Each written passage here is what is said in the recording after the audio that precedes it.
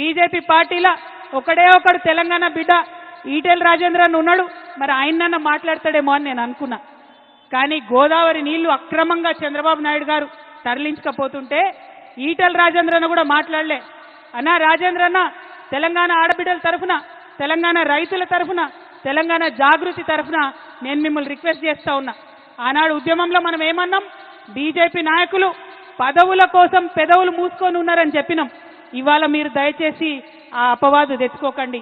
మీరు పార్లమెంట్ మెంబర్గా ఉన్నారు. మీరు ప్రధానమంత్రి గారి దగ్గరికి వెళ్ళండి. ఖచ్చితంగా బనకచెర్ల ప్రాజెక్ట్ని ఆపండి.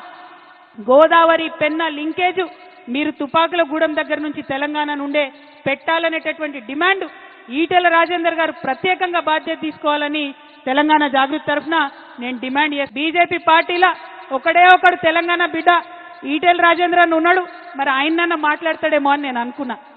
కానీ గోదావరి నీళ్లు అక్రమంగా చంద్రబాబు నాయుడు గారు తరలించకపోతుంటే ఈటెల రాజేంద్రన్ కూడా మాట్లాడలే.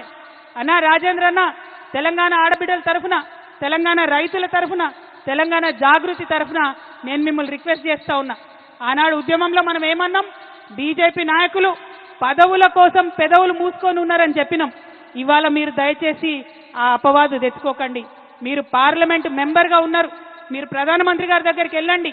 ఖచ్చితంగా బనకచెర్ల ప్రాజెక్ట్ని ఆపండి. గోదావరి పెన్న లింకేజ్ మీరు తుపాకులగూడెం దగ్గర నుంచి తెలంగాణ నుండే పెట్టాలనేటటువంటి డిమాండ్ ఈటెల రాజేందర్ గారు ప్రత్యేకంగా బాధ్యత తీసుకోవాలని తెలంగాణ జాగృతి తరఫున నేను డిమాండ్ చేస్తాను.